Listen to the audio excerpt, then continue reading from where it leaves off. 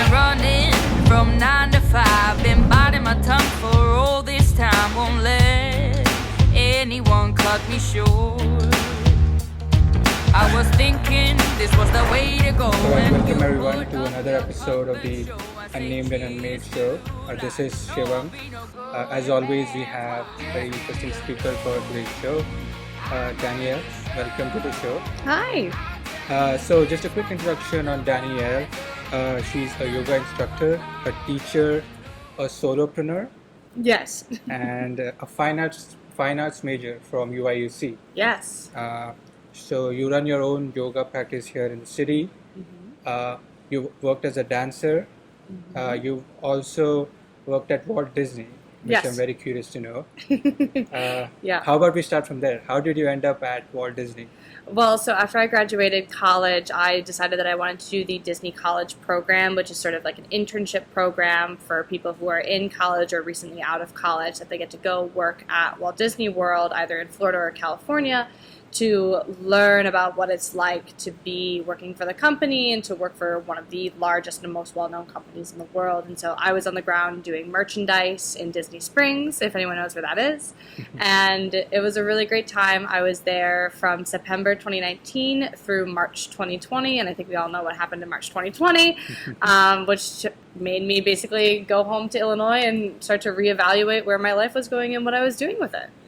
Would you say that was the point where you got that little bit of extra push to like start thinking about like a private practice or like becoming a yoga instructor? Was that like the like a push for you? Looking back? Yeah, absolutely. I mean, I had already had one of my yoga teaching certifications, which I was enjoying doing. I just wasn't actively teaching at the time while I was in Walt Disney World.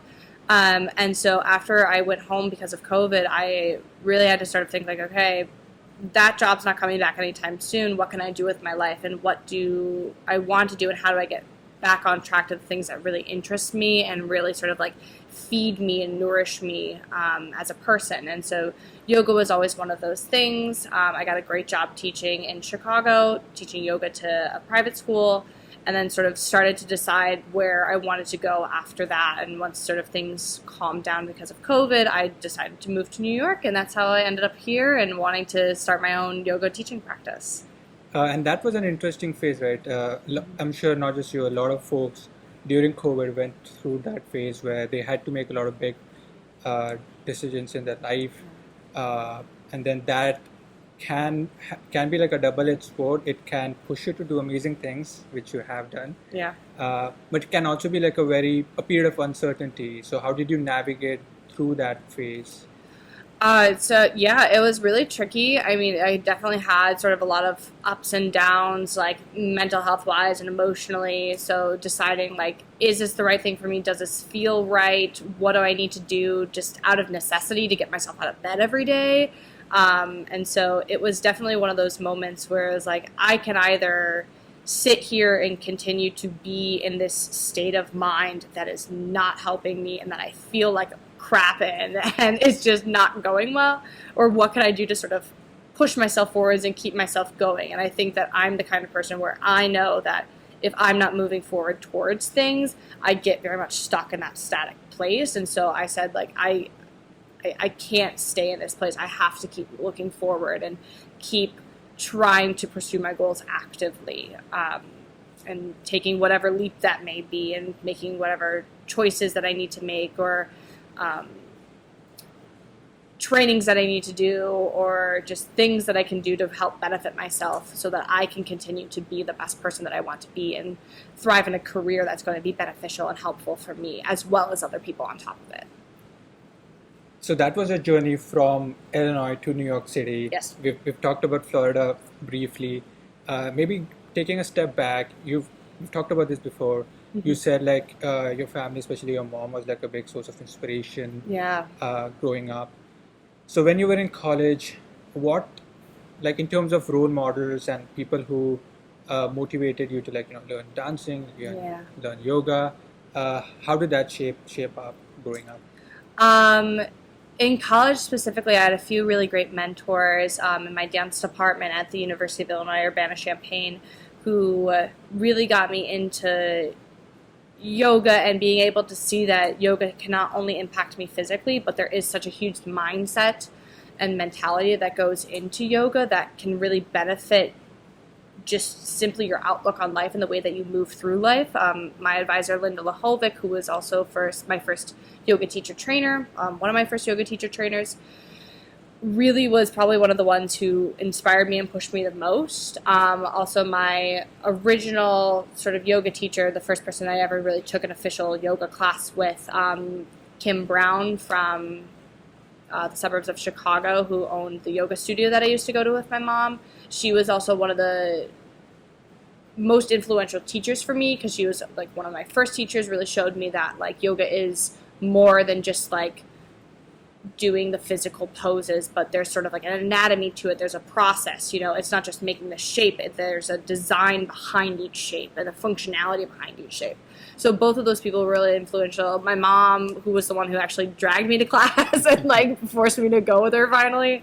So I had to shout her out. But yeah, they were probably some of the most like influential people that I can think of in my early years getting trained.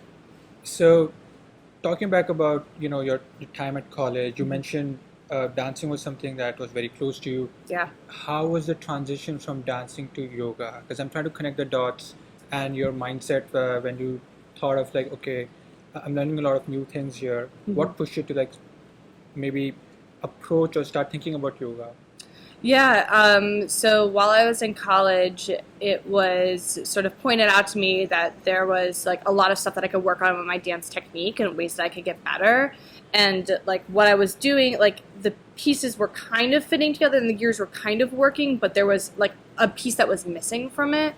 And so it was sort of like suggested to me, it was like, oh, like try taking a yoga class, like try like slowing down and being more in your body and being more mindful about how you're moving your body.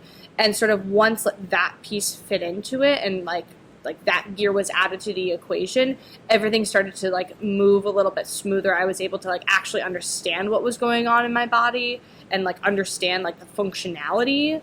I learned a lot more about like anatomy and just simply how the body is made because I was never really told that previously. It was just sort of like, this is your body and it's going to do these things. But there was no real reason or understanding behind that. So once I learned that piece as well, everything started to fit together and like move a little bit more smoothly and move in a little bit more embodied way where I was actually able to get something out of it. So that was a pretty big piece for me. And I like to think of it as like sliding scales on like a light board, so it's never really that like dance went away. It's still very much there and I still dance to this day. I was just in class a few days ago. It's just like what sort of degree and level am I like turning one thing up and like sliding a level higher versus like sliding one back. And so there's times in my life where it's like both levels are at a very high point. Right now just happens to be one of those times where the dance little lever is maybe a little bit lower, but the yoga one is very much on high because that's the business that I'm growing. That's what I'm trying to do and start off with now that I've moved here to New York. And you said like you mentioned like a missing piece that you kind of felt. With yoga, was it also more of a, not just in terms of education, because you have to like learn different techniques and like almost read about yoga and like find out. Also, how about from like from a spiritual standpoint, did that also help out play a role? Yeah, it totally did. It was very much, because yoga is very much a life practice. It isn't just the physical poses and a form of exercise, even though that is one small, tiny portion of it. The bulk of yoga is actually being able to do the work in your everyday life and your everyday actions and how you move through the world and how you interact with other people and sort of the mindset in which you take to do that. So learning the key fundamentals of that mindset, not being violent towards others, being truthful, being honest with yourself, and so many other things, like taking that and thinking about that in my life as I got my first teacher training was really impactful because I was one of those people, I didn't really know it or recognize it, but like how much I struggled with like anxiety or like maybe probably some mild depression while I was in college. So all of these things that I didn't really know that I had, and all these challenges that I was starting to overcome, being such a big overthinker and, being so in my head without really realizing how much deep into my thoughts I was while doing things. And then shifting that perspective and saying like, oh, I don't have to be this way. This isn't just how I am. Like, I can actively change that and make a choice to be better, to think better, and to do better through my actions. So that was another, like, the spirituality side of it was a big thing for me. So what I'm seeing is like a progression, right? You're learning dancing, you're now progressing, you're studying yoga, so you're getting educated in a different field. You're learning more about lifestyle, and you're learning more about like how to make lifestyle choices. You also like, it's also a spiritual journey you're entering. How has that journey been, and what's maybe surprised you or taken you, like when you look back and think about it, like, okay, I didn't know that this is something I would learn or would like, progress through my life. Yeah, I think one of the surprising things for me, at least, is how quickly some of these things can take effect and how instantaneous the benefits of living a yogic lifestyle can be.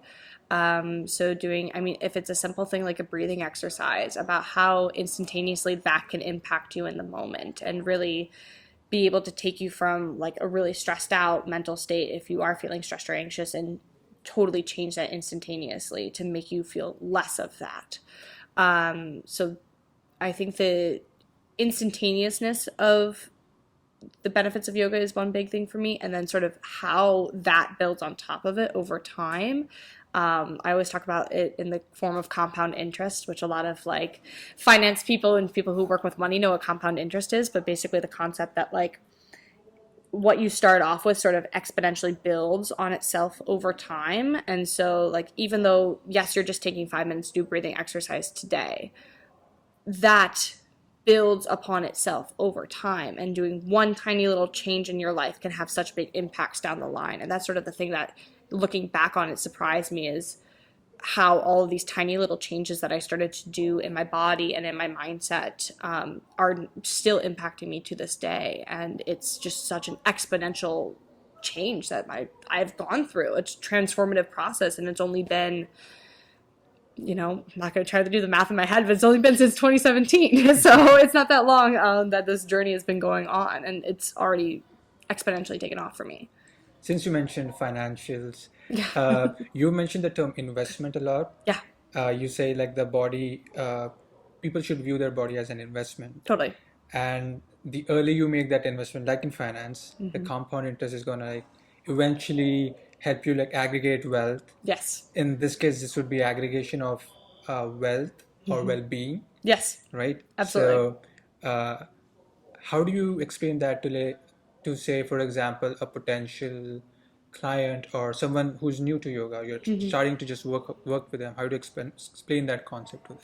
Yeah, I mean, I oftentimes just use that literal metaphor of compound interest, and I just say like, your body is literally an investment. What you're doing now is going to set yourself up for success in the future. And so if it's not that exact metaphor, usually I'll tell people like, we kind of have to trust the process and know that life is about like a spectrum of things. And so we're going to have all of these ups and downs. And my philosophy, at least, is through practicing yoga, we're still always going to have those ups and downs in life. And if we're trying to like be in this middle equilibrium, the thing that yoga is going to do is it's going to help balance out those ups and downs. So maybe we're not going to have such high peaks, or we're not going to have such low valleys, or they're going to be sort of spread out a little bit more over our lifetime. Or if we're in a peak, maybe we're not going to stay in that peak for as long of a duration, or especially if we're in a valley, how long are we going to stay in that valley for, and how sort of quickly we can get ourselves back up to that equilibrium. And sort of the concept that like, yeah, it's going to be a lot of work to start off with, but like this one tiny change that you're making today, this one tiny breathing exercise that you're choosing to do, one yoga class that your mother is forcing you to go to finally,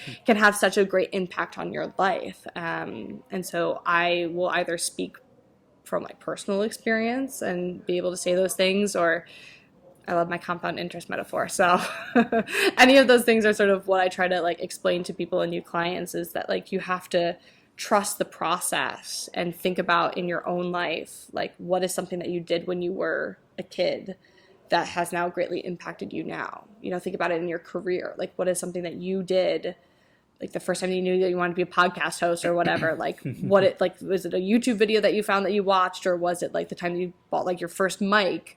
How has now that compounded exponentially upon itself to get you to where you are today? We're doing it constantly. So why? And yoga is the way to sort of like start making consistent positive change going forward in your life. And that's a good point. And like you mentioned, right, for me, a memory can trigger it. So I remember watching this podcast way like maybe 6, 7 years ago. And it was like two hosts like just doing interviews. And I was really sort of impressed by how they were speaking. And they were speaking with people, they were not speaking with mainstream sort of folks, right? So that really took me, I was like, okay, this is an interesting concept. Like, doing recording sessions in an outdoor setting or even in a studio setting, but with like normal people. Yeah. And that really like sort of inspired me. That's why we're here. So, and that's why we're here. And it's the same thing with your wellness and Yeah. your health and well-being. It's all the same. You're just subbing in whatever information that you're getting or whatever context it is. and it's like you said, so I like to call it like event horizons or different like points in your memory or through your life where you look back and say, okay, that's where it clicked for me. You've mentioned the day your mom took you to a yoga class. Yeah. You've also mentioned the time in Florida, Walt Disney, and then how you had to like move back. What was the time or like day where you decided, okay, tomorrow I'm going to start my own yoga practice and I'm going to go to New York City? Yeah. So two separate events was those two things. The day that I decided that I wanted to go to New York City was actually the day that I decided that I didn't want to move to Los Angeles. So I was thinking about moving to Los Angeles for a while, and then somewhere 2020 they were having like a lot of earthquakes and fires and things, and I was like, I don't know if I want to go there. And then I realized, I was like, I also don't really have a lot of friends out in Los Angeles. And I realized, I was like, oh no, all of my friends are in New York. So like that day I remember really sort of like distinctly around that same time period of like late 2020, early 2021, I was like, no, maybe I should consider New York. And then the time in which I decided that I wanted to sort of more pursue private one-on-one yoga practice, like private yoga teaching, rather than being in a studio, was when I was getting my most recent yoga teacher training, my 300-hour yoga teacher training in July of 2021. We're coming up on the year anniversary of that. So it was sort of towards the end of that training that I decided, after hearing my teacher trainer speak about how he used to work with private clients one-on-one in sort of this like environment of like really high-powered people and like the, sort of like the finance, the money people who have these really high power stress jobs, but don't really have the like outlet to be able to like relieve their stress constructively or, and so hearing him talk about that, I was like, oh yeah, I could really see myself doing that. I could really see myself living in New York, and sort of like, that was the time when I was like, yeah, this is it for me. Like, I want my own schedule. I want my own ability to like find my own clients and do all this work going forward, and this is like, I knew that this was the next step.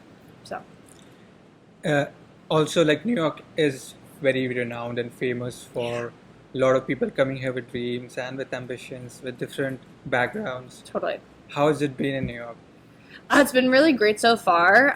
It's definitely had its challenges for many, many reasons, but I think that even when I am facing a challenge, and I get like something goes wrong, whether it's in my personal life or in my business or something like that, like I just remember like I am already that much happier. I'm like infinitely happier, maybe not infinitely, but I'm definitely a lot happier than I was back when I was like in Chicago during the pandemic. So like that's sort of my baseline has shifted. So even when things go wrong, it's like, yeah, but it still wasn't as bad as it was previously. So it's had its fun moments and its fun challenges, but I can't complain. It's been really good so far. Can you call yourself a New Yorker? I'm not yet. Not yet. I don't know if I'll ever be able to call myself a New Yorker. I think I'll always be a true sort of like Chicago. Northwest suburbs gal, but we're getting there. We're getting there. Can you like call off like the names of trains from like the top of your head? I can name probably like the colors of the trains. I don't know if I can name all of them, but I can name the colors for sure. Definitely a long way to go to like becoming a New Yorker. Yeah, we got a long way to go, people. And so it's only been, like 6 months so far. Yeah. So Well, so I mean, New York obviously a big city, a lot of challenges. yeah. How has it been navigating the business world, trying to find like clients or trying to find people to work with? It's been good. It's been a challenge for sure. I'm moving into a city that I do have friends, I do have connections, but they're not necessarily in the yoga world. So I really am starting fresh. I have to rebuild from the ground up, essentially, from all the connections and the people that I knew in Chicago. So it's been going to a lot of like networking and marketing events, trying to do the best that I can with my own personal marketing and branding, trying to just meet as many people, make as many connections as possible, and say yes to as many opportunities as I can, because I never know which one is going to lead to another connection. Again, it's the same idea of small change can lead to a big impact over time. I never know which of my small interactions is going to lead to a greater thing down the line. And so just being open and receptive has been a really big thing for me, but it's had its challenges, like I'm a new face here. A lot of people have probably never taken a class with me. So getting them to like trust me and be able to say like, yes, I want to work with you. I would trust you enough to like let you work with me and take sort of the control and help me with my mindfulness and well-being has been a big thing. So like that's sort of the next hurdle that I'm like trying to get over, is to just say, hey, trust the process and let me be your guide, let me be your advisor, So You mentioned like being open and also receptiveness. Do you think the culture of the city helps as well? Because a lot of people travel to Manhattan. The city is always in a constant state of flux. yeah. So you have to be sort of open and receptive, because you will meet a lot of people. Has that like helped you or like played a part?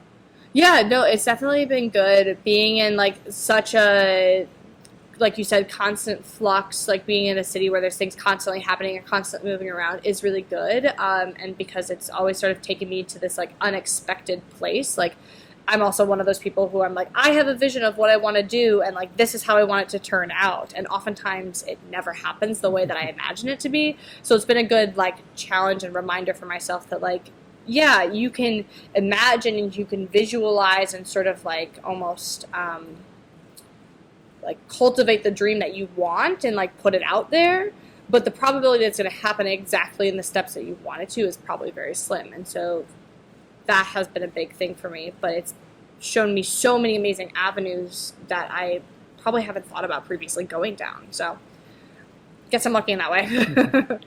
Also, you mentioned something about trying to build your own brand.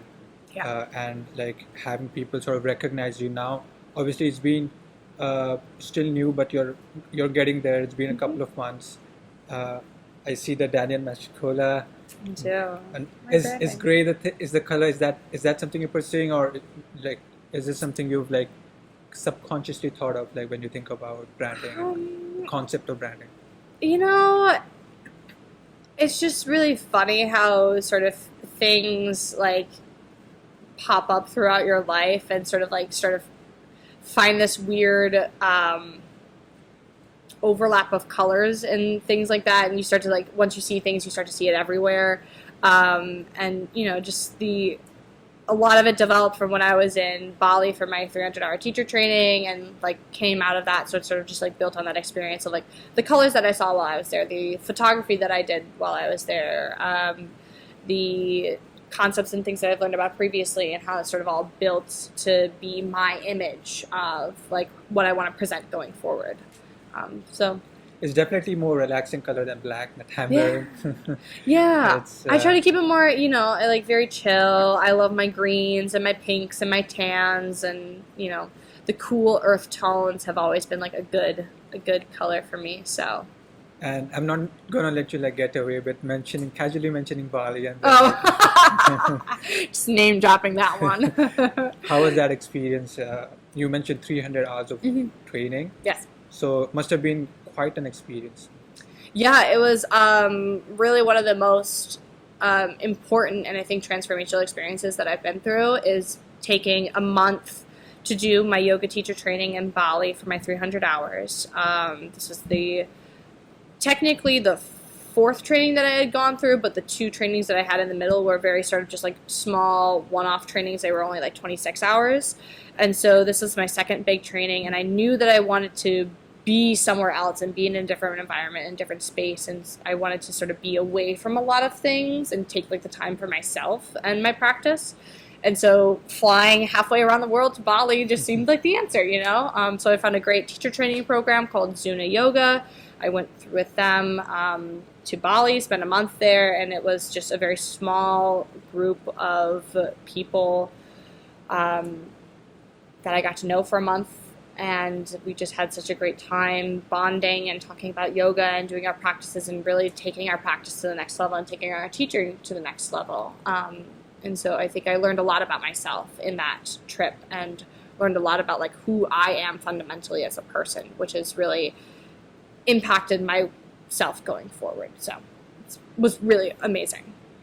Like before I met you, I didn't know that level of like how much you have to prep. You mentioned 300 hours. I can't even imagine studying that much for any of my courses. Yeah. So how going through an intense training program like that, and you mentioned like you've done more hours of training here as well in the States. So all of that hours put in together, how big of a challenge is that, and how does it impact you from like, did you learn something from those 300 hours that really help you like push yourself or like try different things? Yeah. I mean, yoga, you don't really need to ever get like a formal certification to technically teach yoga. I knew that I wanted to go through an actual training program because I knew that there was I really just knew that I knew a minuscule amount on the surface when I was getting my training. And I still very much only know a minuscule amount on the surface.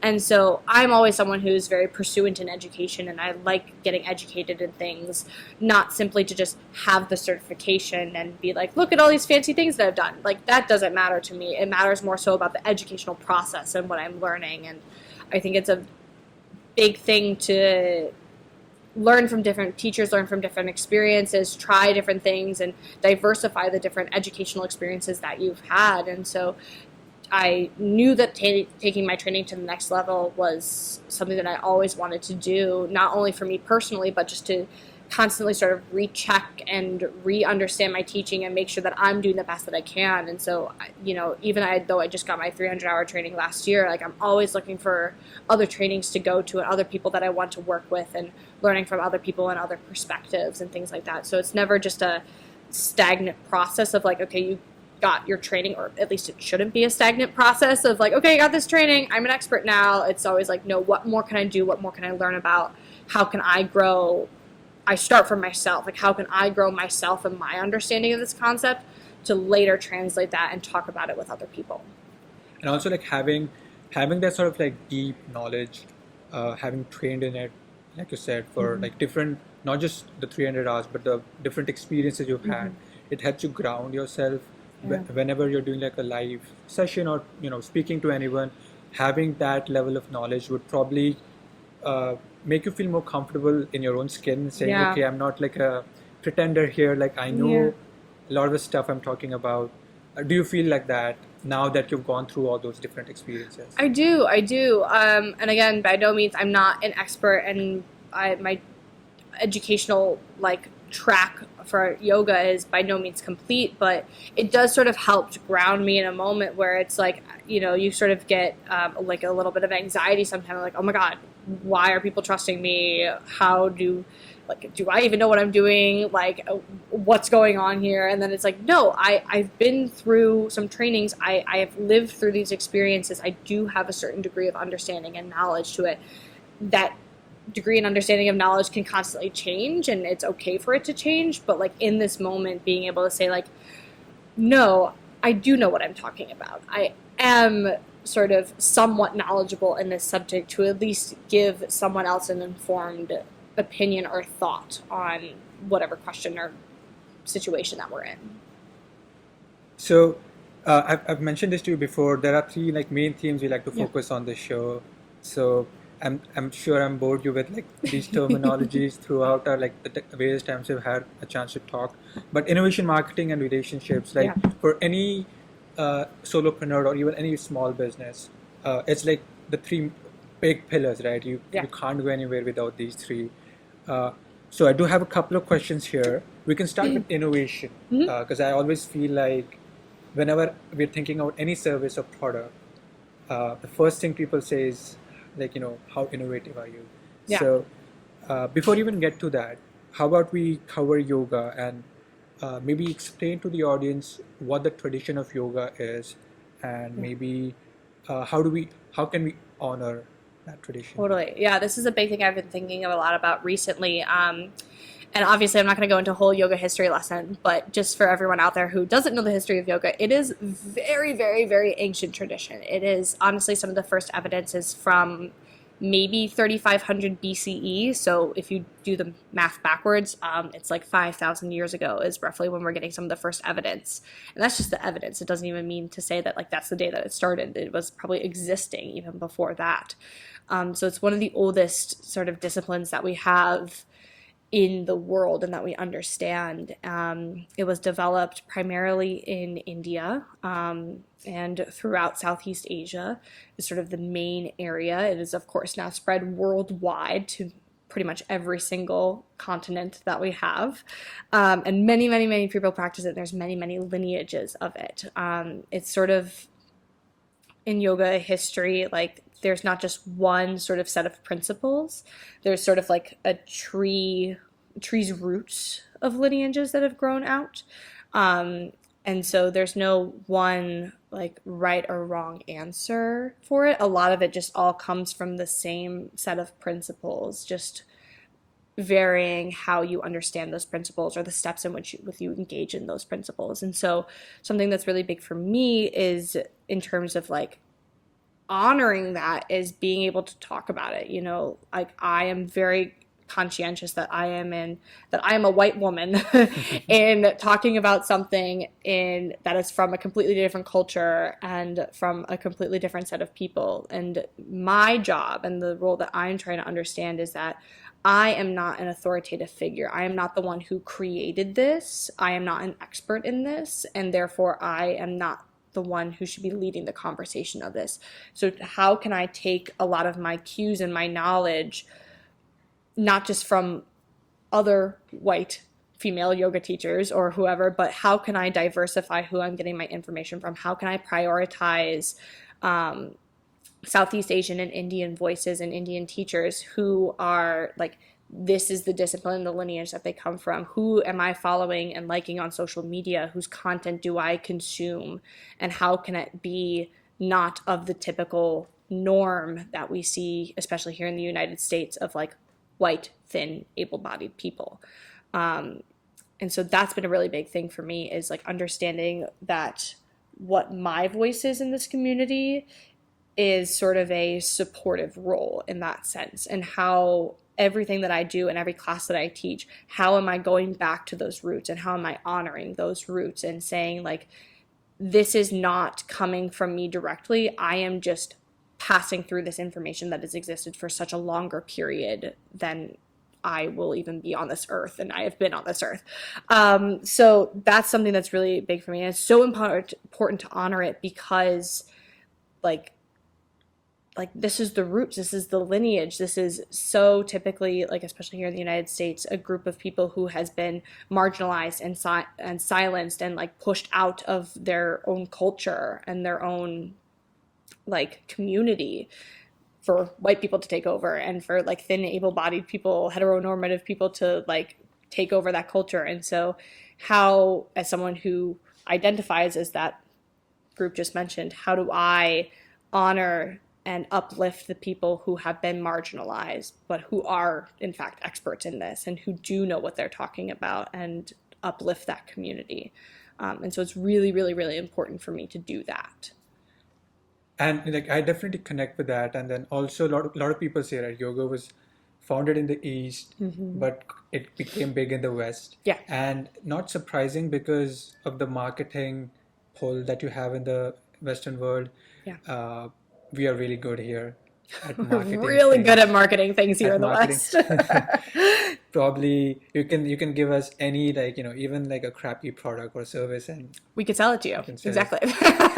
So that's not been the like surprising. But yeah, you're right. Like I think folks, especially on this side of the world, we need to be aware of like the roots and the traditions of yoga, and not try to like market it as something completely different. Totally.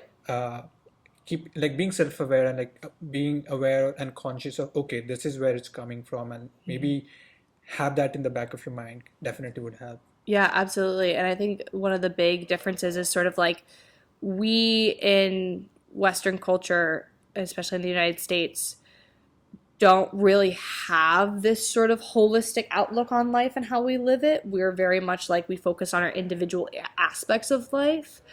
Whereas like a lot of times you will see like yoga in people's lives, especially coming from Southeast Asia and India, like that, like it is a lifestyle practice. And so of course when we get here to where we don't have that, we have to like market it in a sense to people to get them to like want to participate in that. And in that we've sort of bastardized it or culturally appropriated it and all these things and like watered it down to get people interested in it. And again, there's lots of pros and cons to that, which I don't have the authority and the expertise to get into today. But it is very true that like we market yoga, and we've gotten really good at marketing yoga to people. There's like so many different types of yogas. Oh my gosh, yeah. Yoga, like I can't even keep track of them by now. Like Same. it's gotten to a point where it's become its own thing, its own world, its own market. Yeah, and it's crazy because it's like when you look at the founding principles of yoga literally means union, means to join. And then you look at all these things that get branded as XYZ yoga, whatever it is. It's like, but is it really yoga though? Like, is that really yoga when we look at it? Or is it just you moving your body in a way that looks like yoga, but lacking all the important information that actually supports it as a yoga practice? So yeah, you're right. There's a lot of things that get branded as yoga these days, but it's when you look at it, it's like, is it really yoga though? And again, we've talked about innovation and any service, not just like yoga, even if it's a fitness center and they're selling any kind of like fitness routine. Yeah. People always say like, what are the innovations or what is innovative that's happening in this domain? And so what, is there anything that you've noticed in like, last few years that the instructors are doing differently to like reach out to people? Yeah, it's hard to say, and this is neither a positive or negative thing. It's like not a good or bad thing, but a lot of people, marketing wise and innovation wise, have tried to focus on the physical aspect of yoga, focus on the physical body and the physical poses. How are you using yoga to be fit and exercise and get your body shaped and toned and do all of these crazy things to be more flexible? And like, yes, that is totally valid in a sense, and like it exists, so like we can't invalidate it, but there's a lot of pros and cons that go along with that. And that's sort of a lot of things that I've seen a lot of teachers do, sort of just like on the superficial level of everything, is just like, what are the million different ways that we can market yoga to people and innovate yoga as a physical discipline? So can we do it with goats? Can we do it with acrobatics? Can we do it with weights and like sweating in hot, heavy rooms, or with techno lights and blasting music? Like, so it's been a lot of innovation around the physical side of yoga we've seen. But the fact is that the tradition of yoga has lasted for so long, and the science and the methodology behind it has been like tried and tested and refined for thousands of years prior to our modern civilization. So the question is really like, do we really need to innovate that? Like, it works, and there's a reason behind it, and there's a tradition to it. So do we really need to be innovating that thing in itself? I don't know. Sometimes I feel like the market also like pushes or like sets the tone. Yeah. We've noticed in COVID, there's been a huge boom of like fitness, Yes. not just like in person, but actually online, Mm-hmm. trying to do it in a safe space. Yeah. And the amount of like fitness apps and routines that have come out, Mm-hmm. you can maybe understand why like even in the yoga world they're trying to adapt to that market demand Yeah. and trying to market it in a way that's more it's something that especially during the COVID times Mm-hmm. people would be attracted to. Yeah. Do you think that's played a role, like the times we live in with COVID and how like the market's been uh, working out? Yeah, totally. I mean, I think it's a question of, I think people hear about innovation and they think change. Oh, how am I changing this thing? How am I modifying it and making it better or doing X, Y, and Z? And yes, that is a part of innovation. But I think when it comes to yoga, the question that we should be asking ourselves is, how are we adapting this really rich tradition to sort of the world around us? And it's not about changing it or like reducing its worth. It's about just saying, how can we keep it as it is, but introduce it in new ways? How can we adapt the methodology in which is being brought into our lives without reducing the actual practice of it? So like you said, right, it can be something that's in its essence or core can be the same thing, but the medium in which you deliver, right? Yes. Maybe you're delivering it through an app.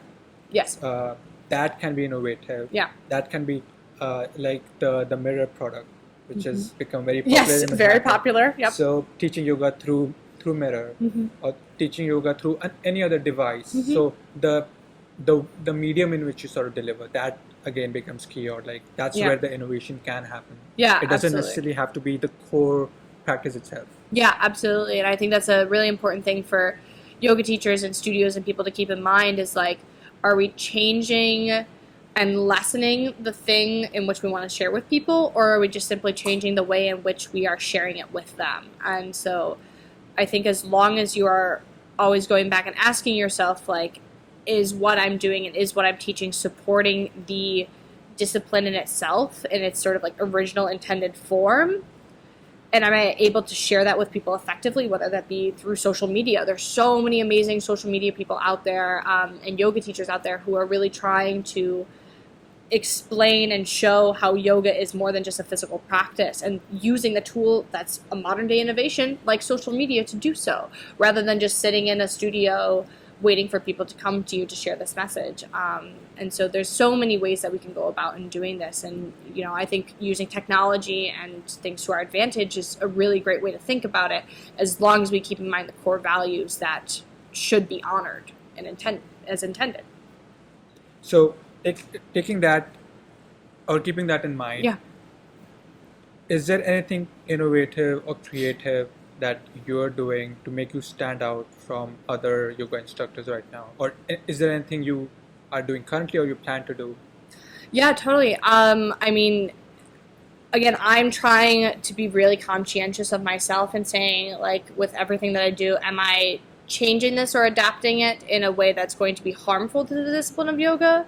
Or can I sort of almost be innovative in a way and like circle back around to how it's being, like how yoga was originally taught and shared? And how can I, especially as like a white person, like maybe my innovation for myself is that like I'm not going to be like all of the other sort of like not to say that like all other heteronormative white cisgendered able-bodied yoga teachers do this, but there are a lot of people out there who just focus on the physical side of things or focus on yoga as a physical discipline. But like my innovation is for myself being someone in that space and saying like, I'm going to stray away from this and I'm going to go back and I want to teach the way the practice should be and honor the original practice, and sort of like, instead of continuing to bring the cycle like going forward, how can I actually innovate and bring it back around to its original intention in a really mindful way that also celebrates and uplifts the culture that originally created it? And so I think for me, that's what I've been thinking about as innovation is I'm not doing anything new.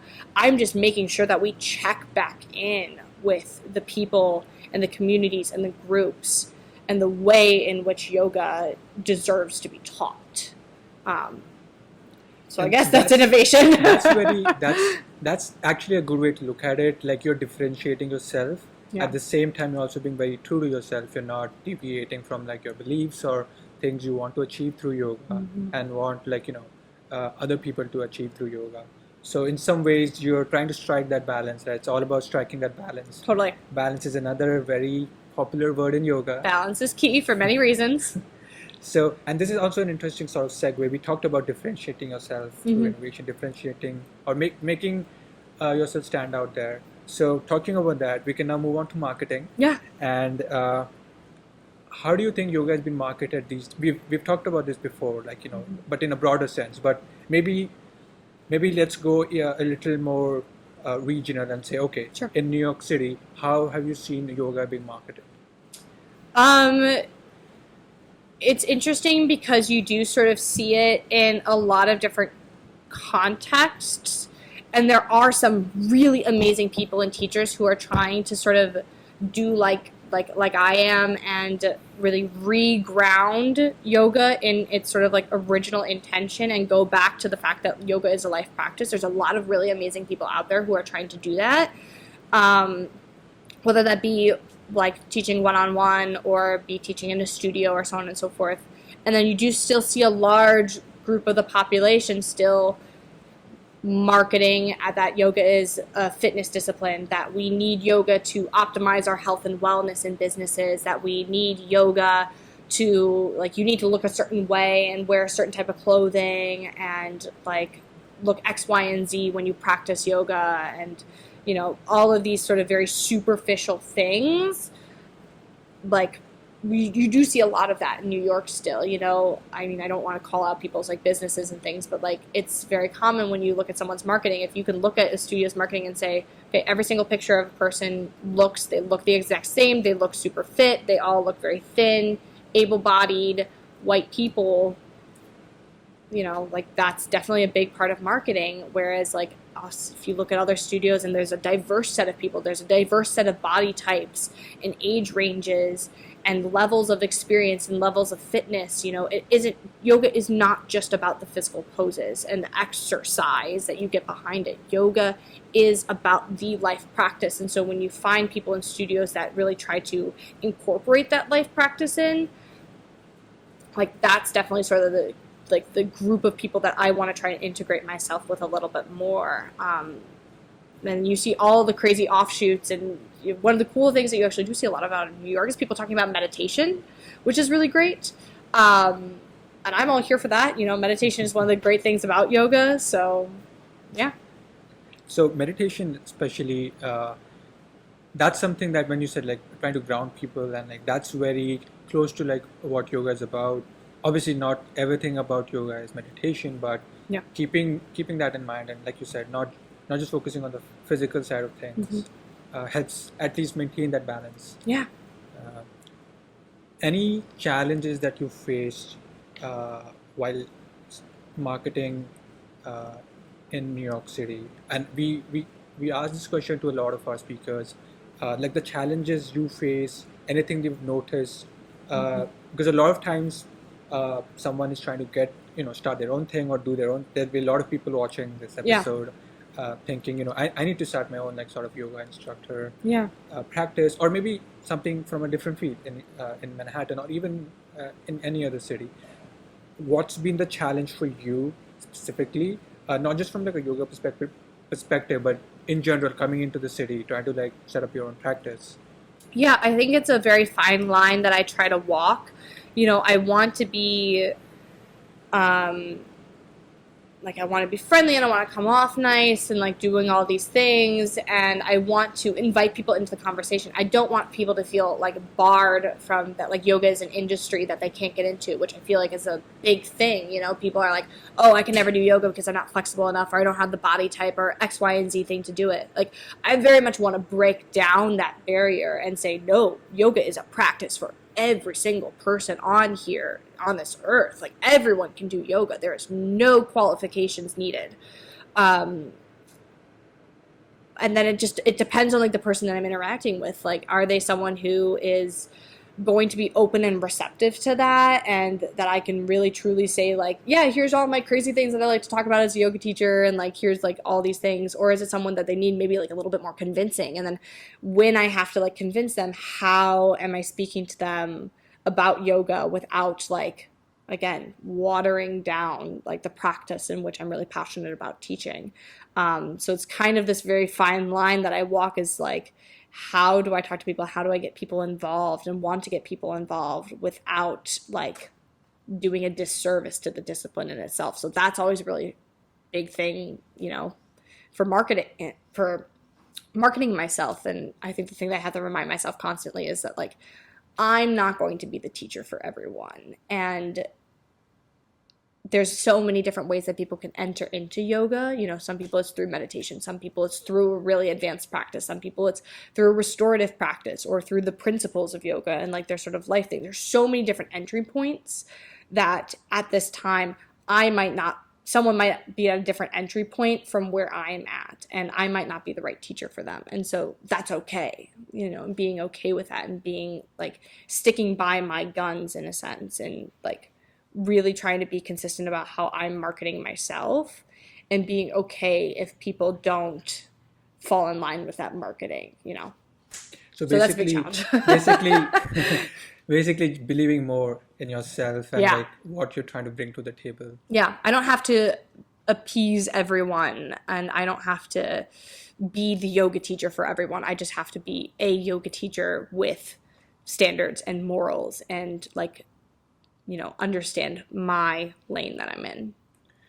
Gotcha. So like, again, that's another like very interesting, like staying in your lane helps you focus. Yeah. That's another thing very important for any entrepreneur out there. Yeah.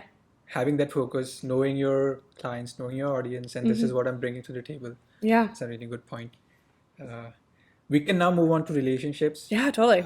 Before we move on though, like I forgot to ask, like, what do you think about like recording this video here in Wall Street? Yeah. I think I told you previously, I was walking to the studio and I'm like, it doesn't feel like there's this like duality going in my mind. I'm like, okay, Wall Street and yoga, I'm not really sure how those two go together, but then Totally. we talked about it, right? Yeah. In some ways, it actually makes a lot of sense. Yeah.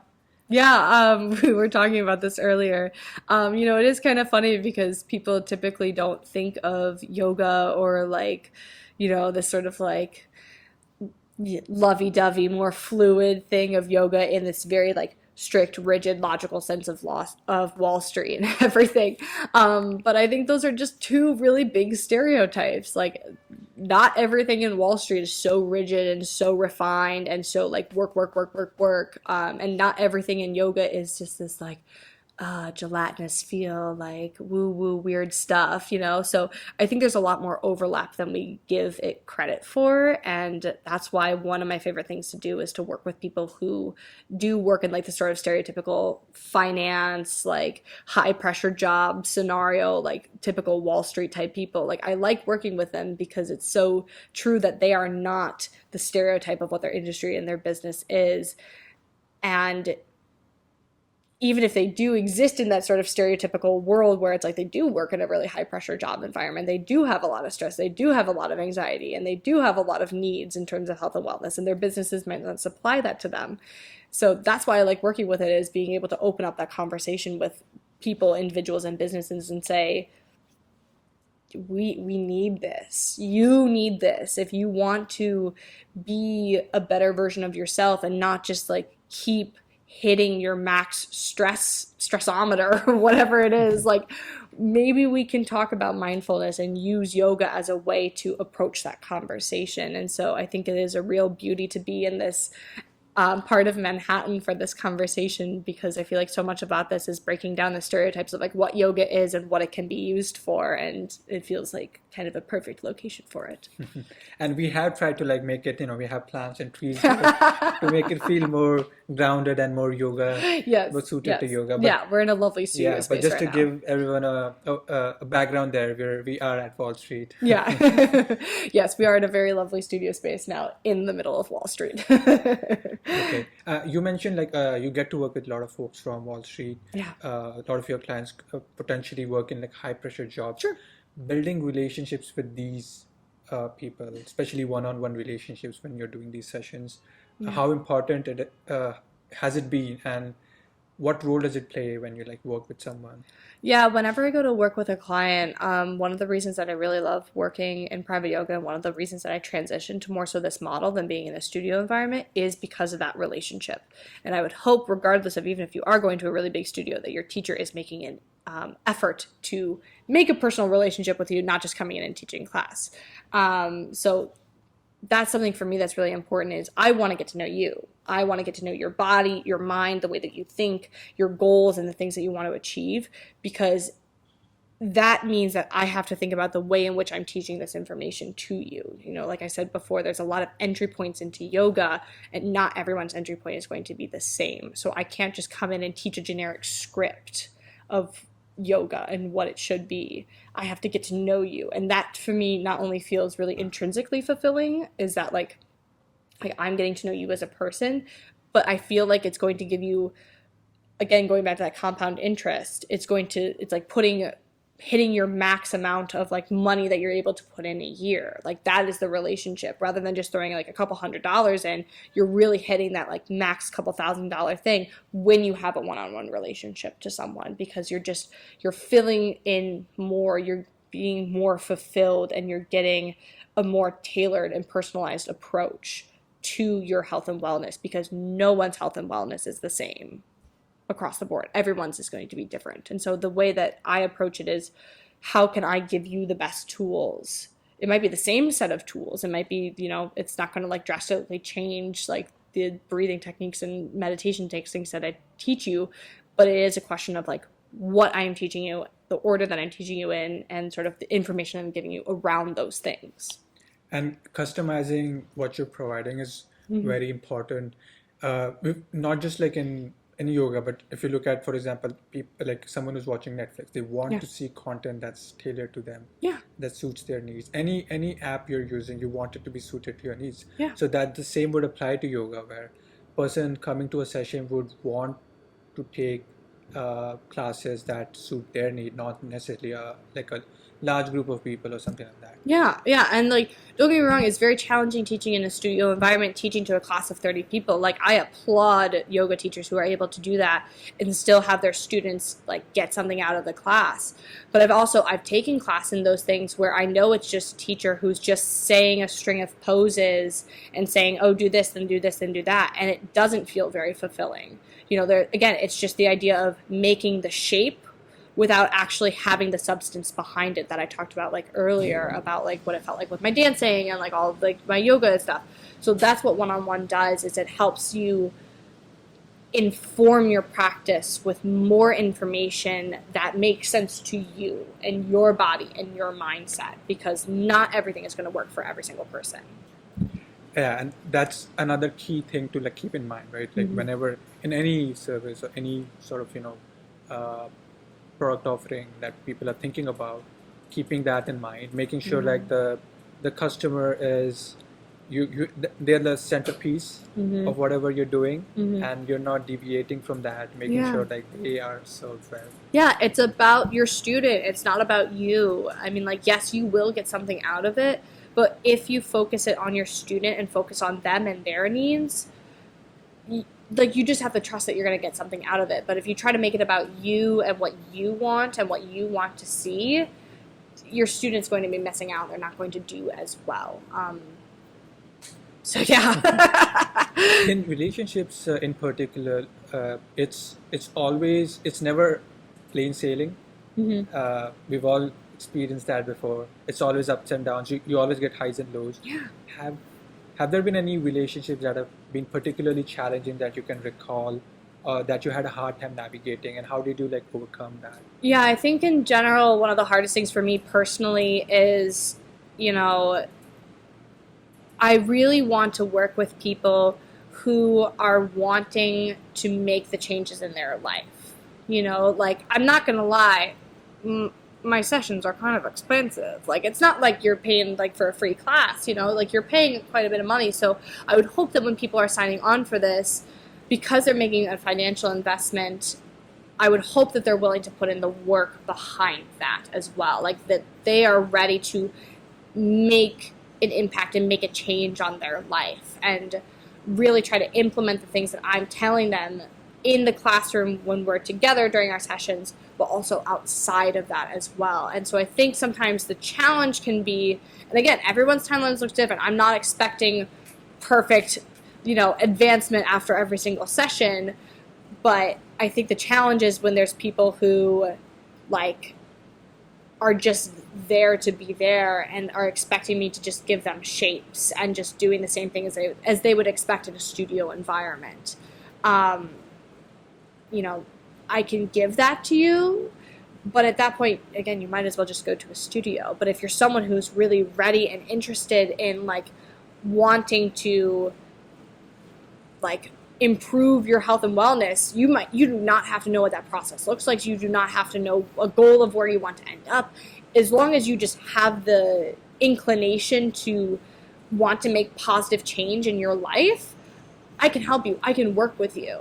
But it's the people who like are still kind of like on the fence or like aren't willing to like put in the work behind the scenes. That's when it sometimes gets challenging. And again, maybe I'm just not the teacher for them, and that's okay. You know, like not every single client relationship that I have is going to work out or last long term. And that's just my personal philosophy. There might be other teachers out there who are cool with working with that and like that is their thing, and more power to them. But like I really want to work with people who are like ready to take that step. If they don't know what that step is, fine. But the people who are ready to take that step is who I want to work with. Have you had the opportunity to have that difficult conversation with someone where you're noticing they're not quite there yet, or maybe something different might be what they need? Fortunately, I haven't had to have that conversation yet, so we're good. But I mean, I've seen it happen, you know, and like it's just I feel like it's a very common experience. And I've had many other teaching jobs. Like I said, I was teaching at a private school in Chicago. You know, that would be sort of probably the closest experience that I've had to that, where just being able to understand, like, yeah, I was working with like high schoolers and middle schoolers, and I still do that to this day sometimes. And they're young, like I can't hold anything against them, but it's like I can see it intrinsically for myself and be like, yeah, if you were my client, we probably wouldn't honestly be clients, because like we just have different philosophies, and that's okay, you know, like I don't have to get along with every single person, and I don't have to make myself like mold myself to meet the needs of every single person, because there are so many yoga teachers and people out there who can meet someone else's needs. So it's like that yeah. becomes very important, right? You want to make sure that they're putting their money to the right use. Yeah. They're at the right place. Yeah. So sometimes it does have to have that open conversation and Yeah. having that discussion. And I think it's just a concept of ego, you know, like my ego isn't in it. Again, I say teach to the student, not to yourself. If I was obsessed with ego and like wanting to just have as many clients as possible, then I would probably just be doing a disservice to my students. And I'm not interested in that. I am interested in making my students the best possible person that they can be or that they want to be. And, you know, that's that, I guess. Okay, so again, not to like, you know, relationships are obviously very important. We've talked about now innovation, marketing, Yeah. relationships. Anything going back in time that you look back over the last like 4-5 years that you would say, I could do that differently, or something that you've learned? Yeah, I think in my early teaching years, I think it's really easy once people get a certification, or at least for myself, I think it's really easy once you get your first teaching certification to be like, I know all the things. I know a lot of information now. And yes, you do know a lot more information than you probably previously had, but still just like reminding yourself that like, nah, you're still a beginner. You're still learning, you're still growing. Like, you don't have to be an authority figure. And so that was probably one of the biggest things coming out of my first training, is I would say to myself, be like, girl, you don't know anything. Chill out, you know? Yeah. That's an interesting piece of advice. Well, it's been great speaking Yeah. speaking with you. We touched on like so many different topics. It was lovely to have you on the show. Thank you so much for having me. And again, on behalf of the Unnamed and Unmade team, thanks for joining. Thank you guys. I appreciate you all so much. Thank you. Cheers. Yay.